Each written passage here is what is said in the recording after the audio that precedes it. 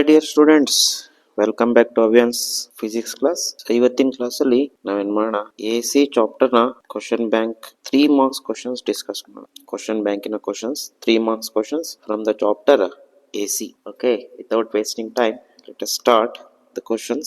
In 3 marks question number 1, derive the expression for current when AC applied to pure resistor ಅಂತೆ. Okay, ಈ ತರ question ಕೇಳಿದಾಗ ನಾವೇನ್ ಮಾಡ್ಬೇಕಂದ್ರೆ ನೋಡ್ರಿ, ಇಲ್ಲಿಂದ ತಗೊಳ್ಳುವ ಪ್ಯೂರ್ ರೆಸಿಸ್ಟರ್ ತಗೊಳ್ಳೋಣ. ಸೊ ಪ್ಯೂರ್ ರೆಸಿಸ್ಟರ್ ಈ ತರ. ಸೊ ಪ್ಯೂರ್ ರೆಸಿಸ್ಟರ್ ಏನಿರುತ್ತೆ, ಓನ್ಲಿ ರೆಸಿಸ್ಟೆನ್ಸ್ ಇರುತ್ತೆ, ಅದರ ಇಂಡಕ್ಟೆನ್ಸ್ ಮತ್ತೆ ಕೆಪಾಸಿಟೆನ್ಸ್ ವ್ಯಾಲ್ಯೂಸ್ 0 ಇರುತ್ತೆ. Pure resistor having only resistance. Next ಏನಿದೆ ನೋಡ್ರಿ sentence, apply to AC. So ಇದಕ್ಕೆ ಏನ್ ಮಾಡೋಣ, AC ಸೋರ್ಸ್ ಕೊಡೋಣ. ಸೊ ಈ ತರ ಬರೋದ್ರೆ ಏನು, AC ಸೋರ್ಸ್ ಕೊಡ್ತಿದ್ದೀನಿ ಅಂತ ಅರ್ಥ. ಇದಕ್ಕೆ ಏನ್ ಮಾಡ್ಬೇಕಂತೆ, ಕರೆಂಟ್ ಅನ್ನ ಡಿರೈವ್ ಮಾಡ್ಬೇಕಂತೆ, ಕರೆಂಟ್ ವ್ಯಾಲ್ಯೂನ. Okay, for that let me consider, ಸ್ವಲ್ಪ ಎಕ್ಸ್ಪ್ಲನೇಷನ್ ಬರ್ಬೇಡ. Consider a pure resistor is connected to an AC source of voltage. So voltage ನಾನೇ ತಗೊಳ್ಬೇಕು ಫಸ್ಟೇ. ಎಷ್ಟು ತಗೊಳ್ಳೋಣ, V is equal to V0 sin of omega t. ಇಲ್ಲಿ terms ನ explain ಮಾಡ್ಬೇಕು ನೋಡ್ರಿ, ಏನೇನಿದೆ ಟರ್ಮ್ಸ್. V0 ಅಂದ್ರೇನು, ಮ್ಯಾಕ್ಸಿಮಮ್ ವೋಲ್ಟೇಜ್. ಆಮೇಲೆ ಒಮೆಗಾ ಅಂದ್ರೇನು, ಆಂಗ್ಯುಲರ್ ಫ್ರೀಕ್ವೆನ್ಸಿ. ಟಿ ಟೈಮ್, ಇದೇನಿದು ವೋಲ್ಟೇಜ್ ನ ಎಕ್ಸ್ಪ್ರೆಷನ್, ಇನ್ಸ್ಟಂಟೇನಿಯಸ್ ವೋಲ್ಟೇಜ್. ಈಗ ನಾವೇನ್ ಮಾಡ್ಬೇಕು, ಕರೆಂಟ್ ಡಿರೈವ್ ಮಾಡ್ಬೇಕು. ಇಲ್ಲಿ ಆರ್ ಅಂದ್ರೇನು ಅದನ್ನು ಬರೆದ್ಬಿಡೋಣ. ಆರ್ ಅಂದ್ರೆ resistance, resistor having some resistance.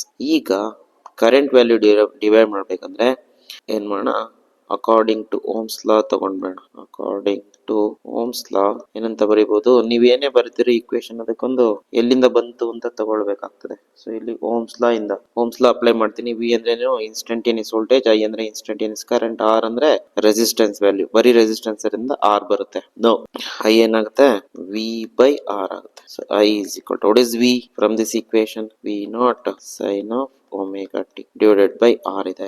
ಇದನ್ನ ಹೀಗೂ ಬರೀಬಹುದು ನೋಡ್ರಿ. ಇಷ್ಟನ್ನ ತೆಗೆದು I0 ಅಂತ ಬರ್ಕೊಳ್ಳಿ into sine of omega t, and this is the where expression for current. This is the current equation. ಇಲ್ಲಿ ವೇರ್ I0 ಏನಂತ ಬರೀಬಹುದು, V0 ಬೈ ಆರ್ ಅಂತ ಬರೀ. This is the maximum value of current ಅಂತ ಬರೀತೀವಿ. So ಇಷ್ಟು ಬರೆದ್ರೆ ನಿಮ್ಗೆ ಎಷ್ಟು ಸಿಗುತ್ತೆ, going to get 3 marks. ಇಷ್ಟನ್ನು ಬರೀಬೇಕಷ್ಟು, ಇನ್ನೇನಿಲ್ಲ ಇದ್ರಲ್ಲಿ. ಇದಕ್ಕೇನು ಫೇಸರ್ ಡಯಾಗ್ರಾಮ್ ಏನು ಬರೆಯೋ ಅವಶ್ಯಕತೆ ಇರಲ್ಲ.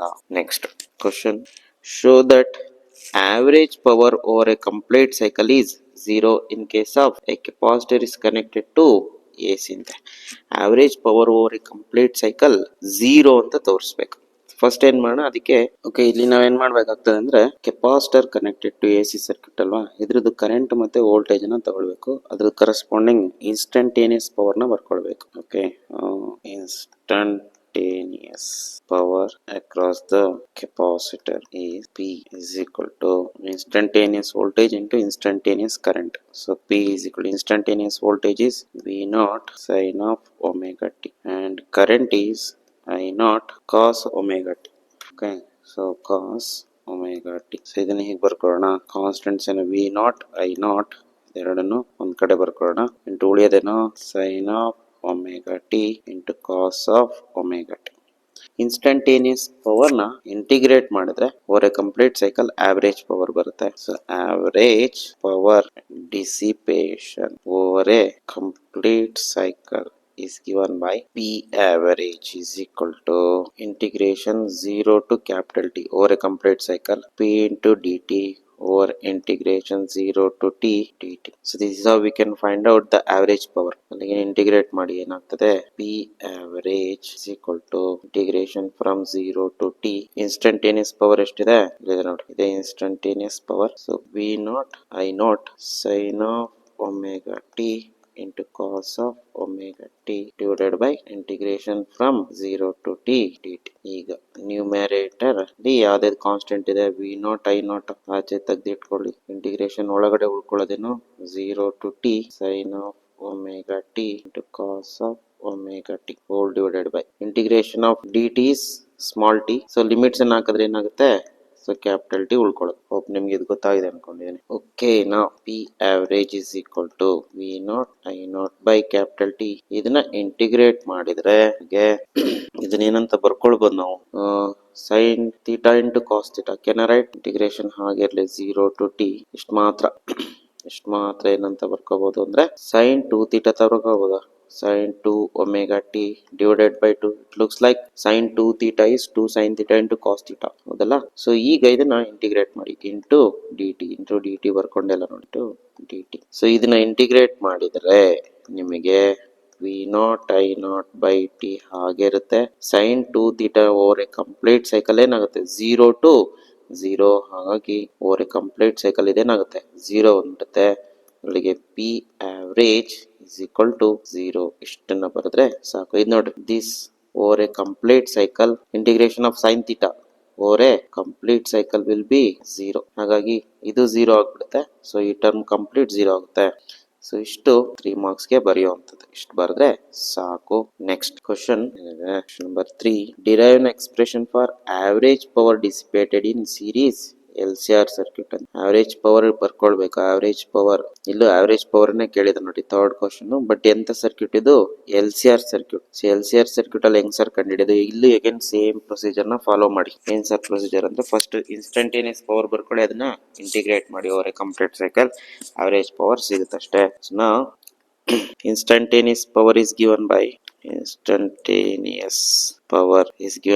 P is equal to instantaneous voltage into instantaneous current. So here instantaneous voltage is given by V naught sin of omega t. Instantaneous current is given by ಇಲ್ಲಿ sin of omega t minus phi. So ಇಲ್ಲಿ phi ಅಂದ್ರೆ ಏನಿದೆ? Phase difference. Where phi is the phase difference between voltage and current. Exactly ಎಷ್ಟು ಅಂತ ಗೊತ್ತಿರಲ್ಲ, ಹಾಗಾಗಿ face difference 5 ಬರ್ಕೊಳ್ತೀವಿ. ಆದ್ರೆ ಇಲ್ಲಿ ನೋಡಿ ಎಕ್ಸಾಕ್ಟ್ಲಿ 90 ಡಿಗ್ರಿ ಫೇಸ್ ಡಿಫರೆನ್ಸ್ ಇರುತ್ತೆ. ಇಲ್ಲಿ ಒಮೆಗಾ ಟಿ ಮೈನಸ್ 5 ಇರುತ್ತೆ. ನಿಮ್ಗೆ ಇನ್ಸ್ಟಂಟೇನಿಯಸ್ ಪವರ್ ಬಂದ್ರೆ ಮುಗೀತು. ಆವರೇಜ್ ಪವರ್ನ ಈಸಿಯಾಗಿ ಕಂಡುಹಿಡ್ಕೊಳ್ಬಹುದು. ಸೊ ನೋಡೋಣ, average power dissipation over a complete cycle ಬೇಕಂದ್ರೆ ಇನ್ಸ್ಟಂಟೇನಿಯಸ್ ಪವರ್ನ ಇಂಟಿಗ್ರೇಟ್ ಮಾಡಿ. So P average is equal to same ಹಿಂದಿನ ತರನೇ 0 to t instantaneous power into dt divided by 0 to t dt. ಅಲ್ಲಿಗೆ ಪಿ ಆವರೇಜ್ ಏನಾಗುತ್ತೆ? P average is equal to numerator substitute ಮಾಡಿ 0 to t. It is instantaneous power ಇಲ್ಲೇ ಕಂಡುಹಿಡ್ಕೊಂಡಿದೀವಲ್ಲ, this is our instantaneous power. So V naught sine of omega t into I naught into sine of omega t minus 5 into dt divided by integration from 0 to, okay, now P average is equal to V naught I naught ಆಚೆ ತೆಗೆದಿಟ್ಕೊಳ್ಳಿ ಇವೆರಡು terms ನ. ಅದಾದ್ಮೇಲೆ denominator ಏನಾಗುತ್ತೆ? Complete denominator over complete cycle ಇಷ್ಟು capital T ಅಂತ ಬರೀತೀನಿ. So integration ಒಳಗಡೆ ಉಳ್ಕೊಳ್ಳೋದು 0 to t sin of omega t into sin of omega t minus 5 into dt. ಇವಾಗ ಇದನ್ನ ಇಂಟಿಗ್ರೇಟ್ ಮಾಡಬೇಕು. ನಿಮ್ಗೆ ಇಂಟಿಗ್ರೇಟ್ ಮಾಡಿದ್ರೆ ಇದು ಏನ್ ಬರುತ್ತೆ ಅಂತಂದ್ರೆ V naught I naught by t integration of whole thing after applying the limits ಏನ್ ಬರುತ್ತೆ ಅಂದ್ರೆ ಕಾಸ್ 5 ಇಂಟು ಟಿ ಬೈ 2 ಬರುತ್ತೆ. ಇಲ್ಲಿ ಟಿ ಟಿ ಕ್ಯಾನ್ಸಲ್ ಆಗುತ್ತೆ. ಇಂಟಿಗ್ರೇಟ್ ಮಾಡಿದ್ರೆ ಗೊತ್ತಾಗ್ತದೆ. ಸೊ ಅಲ್ಲಿಗೆ P average is equal to ಉಳಿಯೋದು ನಿಮ್ಗೆ V naught I naught by 2 into cos 5. ಇದನ್ನ ಬೇಕಾದ್ರೆ ಹೀಗೆ ಬರಿಬಹುದು. ಹೇಗೆ? P average is equal to V naught by root 2 into I naught by root 2 into cos 5, ಅಥವಾ V naught by root 2 can be written as V R M S, I naught by root 2 can be written as I R M S into cos 5. So this is the power dissipation for a complete cycle. ಇದನ್ನೇನು integrate ಮಾಡಕ್ ಹೋಗ್ಬೇಡ್ರಿ. ಈ step ಅನ್ನ can write directly, no problem. Okay, so hope ನಿಮ್ಗೆ 3 marks ಗೆ ಇಷ್ಟು ಬರೆದ್ರೆ more than enough. Next question, what is resonance in LCR circuit ಅಂತ. ಮತ್ತೆ obtain the expression for resonant frequency. Very simple question ಮತ್ತೆ ವೆರಿ ವೆರಿ ಇಂಪಾರ್ಟೆಂಟ್ ಕ್ವಶನ್ ಇದು. ಯಾವಾಗ್ಲೂ frequent ಆಗಿ ಕೇಳ್ತಾ ಇರ್ತಾರೆ. ರೆಸೊನೆನ್ಸ್ ಅಂದ್ರೆ ಏನು ಇನ್ LCR ಸರ್ಕ್ಯೂಟ್ ಅಲ್ಲಿ ಅಂದ್ರೆ it is the condition when XL becomes equal to XC ಅಂತ ಬರೆಯಕ್ ಹೋಗ್ಬಿಡ್ರಿ. ಸೊ ಅದು ಪೂರ್ತಿ ಬರೀರಿ. Inductive reactance becomes equal to capacitive reactance, that is XL is equal to XC ಅಂತ ಬರೆದ್ರೆ ಸಾಕು. ಸೊ ಇದು ರೆಸೊನೆನ್ಸ್ ಅಂದ್ರೆ LCR ಸರ್ಕ್ಯೂಟ್ ಅಲ್ಲಿ. ಇದರಲ್ಲಿ ರೆಸೊನೆಂಟ್ ಫ್ರೀಕ್ವೆನ್ಸಿ ಡಿರೈವೇಶನ್ ಕೇಳಿದಾನೆ. ಇದು ಭಯಂಕರ ಸಿಂಪಲ್ ಕ್ವಶನ್. ಇದನ್ನೇ ತಗೊಳ್ಳಿ. ಅಟ್ ರೆಸೊನೆನ್ಸ್ ಏನಾಗಿರುತ್ತೆ? ರೆಸೊನೇಟ್ ಆದಾಗ at resonance XL becomes equal to XC. ಇಲ್ಲಿ XL ಏನಂತ ಬರೀಬಹುದು? ಒಮೆಗಾ ಎಲ್ ಅಂತ ಬರೀಬೋದಾ? ಇಲ್ಲಿ ಫ್ರೀಕ್ವೆನ್ಸಿ ಸೇಮ್ ಇರುತ್ತೆ ಎರಡು ಕೇಸಲ್ಲೂ. ಇದನ್ನ ಒಮೆಗಾ ನಾಟ್ ಸಿ, ಇದನ್ನ ಈ ಕಡೆ ತಗೊಳ್ಳಿ, ಏನಾಗುತ್ತೆ ಒಮೆಗಾ ನಾಟ್ ಸ್ಕ್ವೇರ್ ಆಗುತ್ತಾ, which is equal to 1/LC. Cross multiply ಮಾಡಿ. So omega naught is equal to root ತಕೊಳ್ಳಿ ಎರಡು ಕಡೆನೂ, ಇದು ಒಮೆಗಾ ನಾಟ್ ಆಗುತ್ತೆ left hand right hand side, root of LC. Okay, so 1/√of L into C. So this is the formula for the resonant frequency. ಅಥವಾ ಇನ್ನು omega not ಏನಂತ ಬರೀಬಹುದು? Can write 2πf0 is equal to 1/√of LC. Or else if we can return in terms of, if you want to return in terms of frequency, ಈ ತರ ಬರ್ಕೊಳ್ಳಿ ಅಷ್ಟೇ, 2π cross multiply ಮಾಡಿ root of LC ಹಾಗಿರುತ್ತೆ. ಇದು in terms of hertz ಅಲ್ಲಿ ಬರುತ್ತೆ, ಇದು radian per second ಅಲ್ಲಿ ಬರುತ್ತೆ ಅಷ್ಟೇ. ಎರಡು ಒಂದೇ, 3 marks ಗೆ it is more than enough. And if you want you can explain the terms where XL ಅಂದ್ರೇನು, XC ಅಂದ್ರೇನು, ಒಮೆಗಾ ನಾಟ್ ಅಂದ್ರೇನು, F0 ಅಂದ್ರೇನು, ಟರ್ಮ್ಸ್ ನ ಎಕ್ಸ್ಪ್ಲೈನ್ ಮಾಡಿ ಪ್ರಾಬ್ಲಮ್ ಲಾಸ್ಟ್ ಅಲ್ಲಿ.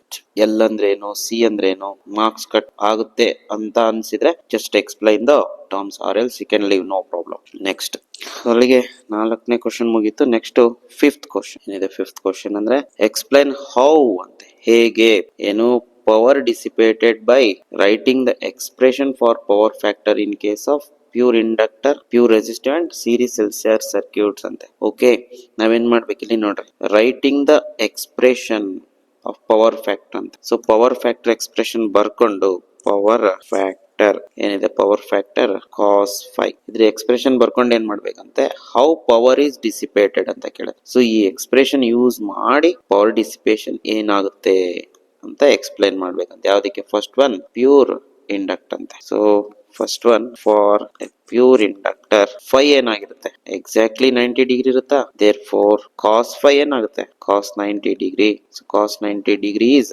0. ಸೊ ಪವರ್ ಫ್ಯಾಕ್ಟರ್ ಬಿಕಮ್ಸ್ 0 ಅಂತ ಬರೀಬೇಕು. ನೆಕ್ಸ್ಟ್ ಎರಡನೇದು ಪ್ಯೂರ್ ರೆಸಿಸ್ಟರ್ ಅಂತ. So for a pure resistor 5 is exactly equal to 0 degree. ಅವಾಗ ಕಾಸ್ 0 ಏನಾಗುತ್ತೆ, 1 ಆಗುತ್ತೆ. So power factor is maximum. So maximum power dissipate ಆಗುತ್ತೆ. ಇಲ್ಲಿ average power dissipation is equal to 0.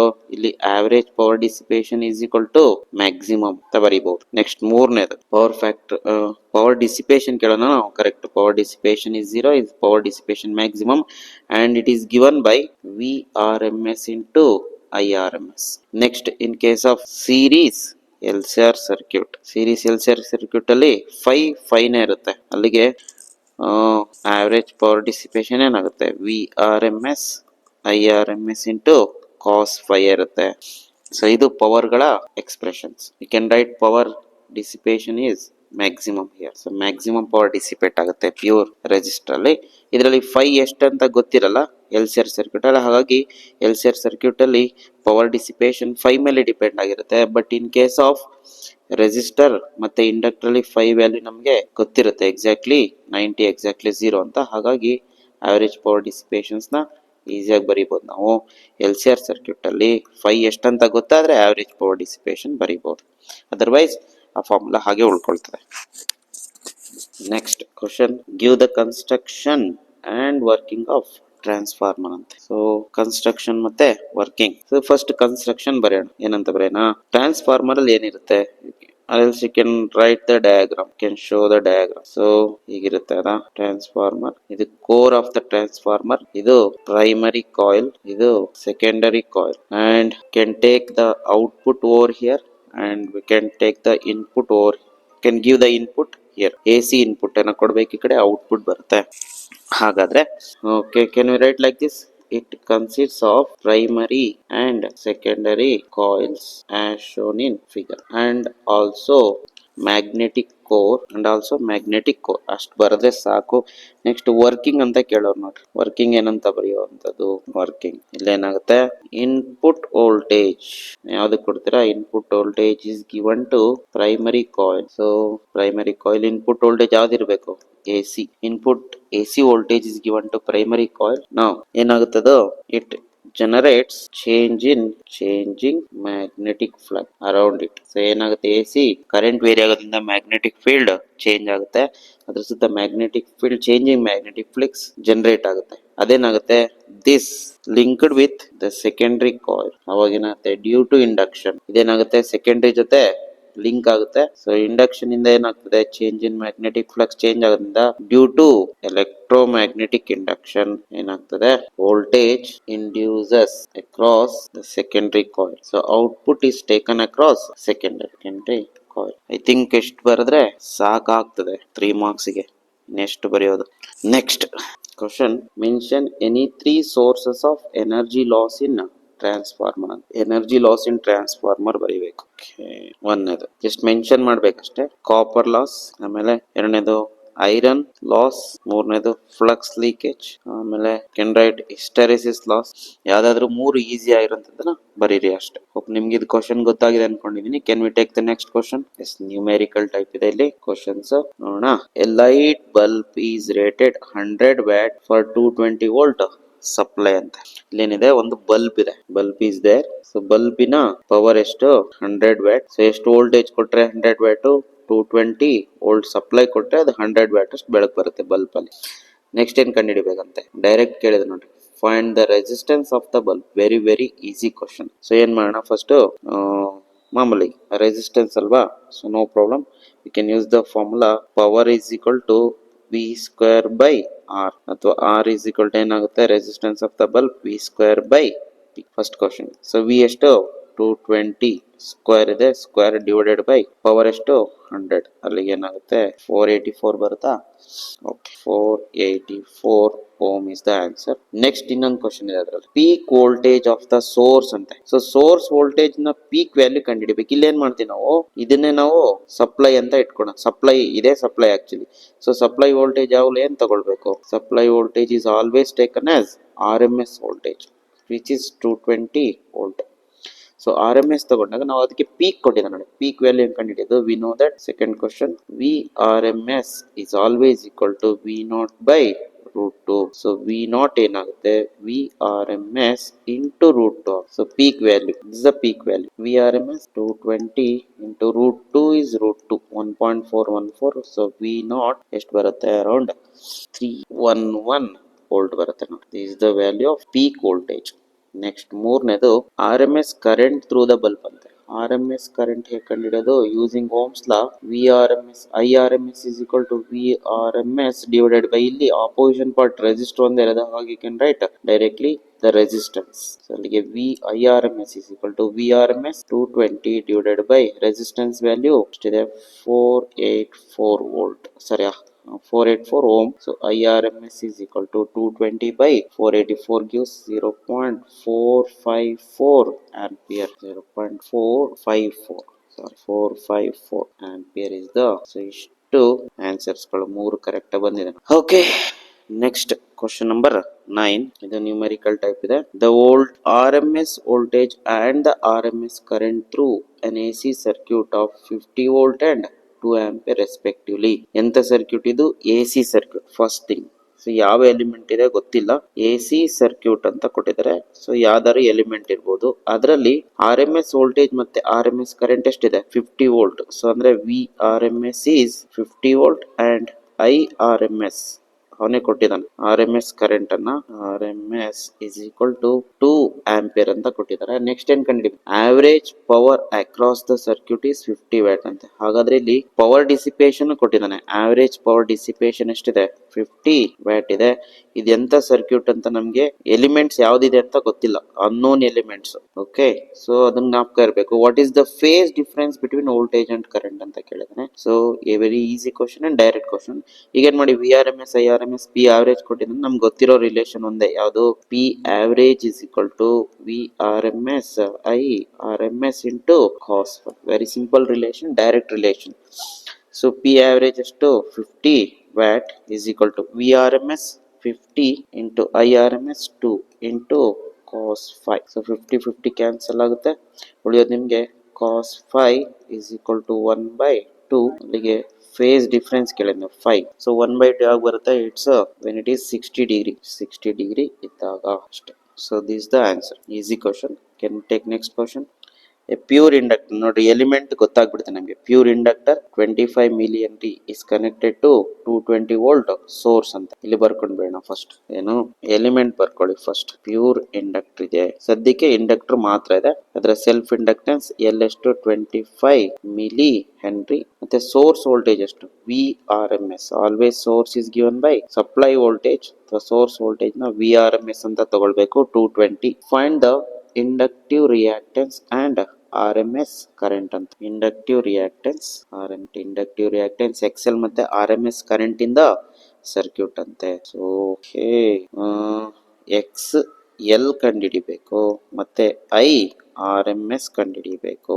ಏನ್ ಕೊಟ್ಟಿದ್ದಾನೆ, frequency of A C is 50 hertz ಅಂತೆ, ಅಂದ್ರೆ F ಕೊಟ್ಟಿದ್ದಾನೆ. F is how much t hertz ಕೊಟ್ಟಿದ್ದಾನೆ. ಸೊ ಒಂದೊಂದ ಕಂಡು ಫಸ್ಟ್ ಎಕ್ಸೆಲ್ ಕಂಡುಹಿಡ್ಕೊಳ್ಳೋಣ. So X L can be written as 2 pi f into L. So XL is equal to 2 pi f ಎಷ್ಟು frequency 50 into L 25 milli henry. XL is equal to multiply ಮಾಡಿದ್ರೆ ನಿಮಗೆ ಎಷ್ಟು ಬರುತ್ತೆ, ಅರೌಂಡ್ 7.85 ಓಮ್ ಬರುತ್ತೆ. Next I R M S ಕಂಡುಹಿಡಿಬೇಕಂತ. Very simple. So ಒಂದೇ element ಅದು. So I R M S is equal to V R M S divided by ಯಾವ element ಅದರ ಅಪೋಸಿಷನ್ ಹಾಕೊಳ್ಬೇಕು. ಇಂಡಕ್ಟರ್ ಅದೇ ಒಂದು, ಅದರ opposition X L. So V R M S 220 divided by Excel 7.85. So IRMS is equal to 220 by 7.85 which is 28 ampere is the answer. Very easy question. ಈ chapter ಅಲ್ಲಿ guarantee numerical ಬಂದೇ ಬರುತ್ತೆ, correct ಆಗಿ ನೋಡ್ಕೊಳ್ಬೇಕು. Next question, L C R circuit ಅಂತ. Series L C R circuit connected to external E M F. External E M F ಅಂದ್ರೆ source voltage ಎಷ್ಟಿದೆ, A C voltage ಇದು. ಸೊ ಇ ಇನ್ಸ್ಟಂಟೇನಿಯಸ್ ವೋಲ್ಟೇಜ್ ಕೊಟ್ಟಾನೆ 200 sine of 100 pi into t ಎಷ್ಟು volt. The values of the capacitance and resistance in the circuit are. ನೋಡ್ರಿ ಎಂತ circuit ಇದು, capacitor ಇದೆ, resistance ಇದೆ. ಸೊ ಅಲ್ಲಿಗೆ ಸಿ ಆರ್ ಸರ್ಕ್ಯೂಟ್ ಅಥವಾ ಆರ್ ಸಿ ಸರ್ಕ್ಯೂಟ್. ಏನಿದೆ ವ್ಯಾಲ್ಯೂ ಕೊಟ್ಟಿದೆ ನೋಡ್ರಿ, values of L and R, ಸರಿ ಸಿ ಮತ್ತೆ ಆರ್ ವ್ಯಾಲ್ಯೂಸ್. ಸೊ ಸಿ ಎಷ್ಟಿದೆ 1 ಮೈಕ್ರೋ ಫ್ಯಾರಡ್ ಇದೆ. Resistance value 100 microfarad resistance value ಇದೆ. ಓಕೆ, ಎಷ್ಟು ಬರ್ಕೊಳ್ಳಿ 100 ಮೈಕ್ರೋ ಫ್ಯಾರಡ್ ಅಂತ ಇರಬಾರ್ದಲ್ಲ, ನೋಡುವ. The values of capacitor. Okay, next find the inductance for which.